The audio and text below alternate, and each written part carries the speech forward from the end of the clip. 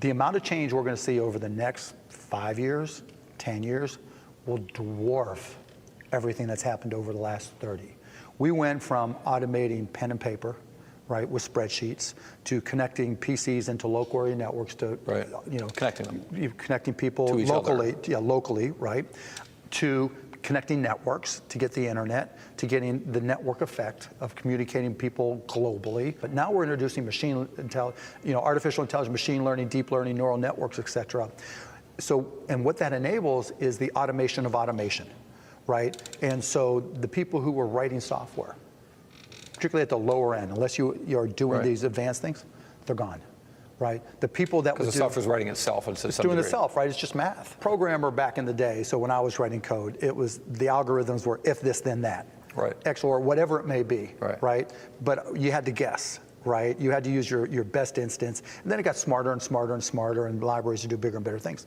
All that is being automated. And so now you have to know how to use that stuff. So either software works for you, or you work for software, and once the software takes over, you're gone. Right? So unless you understand that, you don't understand that the nature of work is changing, the nature of employment is going to change, and from a business, from a stock perspective. If you're in the Fortune 500, if you're an S&P 500 company, if you're in the Dow 30, right? If you're one of the bigger companies, you already know this.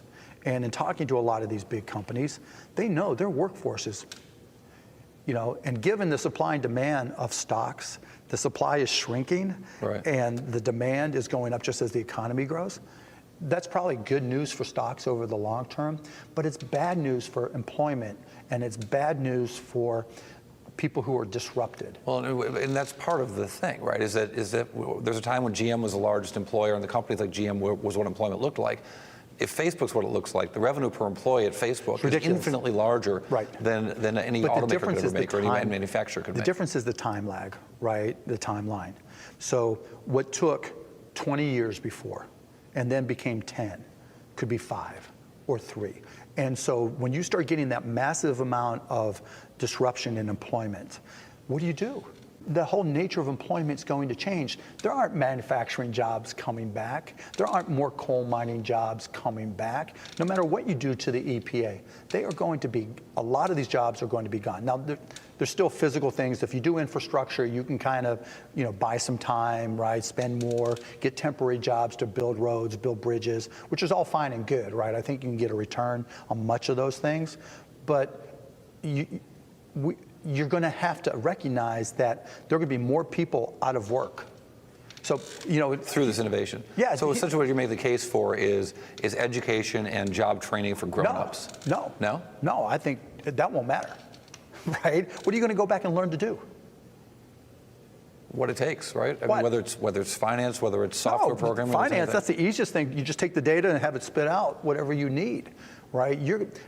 I personally think there's going to be a greater demand in 10 years for liberal arts majors than there were for programming majors, and maybe even engineering, because when the data is all being spit out for you, options are being spit out for you, you need a different perspective in order to have a different view of the data. And so having somebody who's more of a freer thinker, and because if automation is being automated, you just learn the tax rules. You just feed the automation the tax rules, and it does the rest for you. So English majors of the world should celebrate? I think English, philosophy, foreign language majors, maybe not now, they're going to starve for a while, but that's not even the real issue, right? The real issue is if 1 million, 2 million, 3 million, 5 million people have their jobs disrupted, and we see the direction everything is going and how quickly it's going. What are you going to do with them?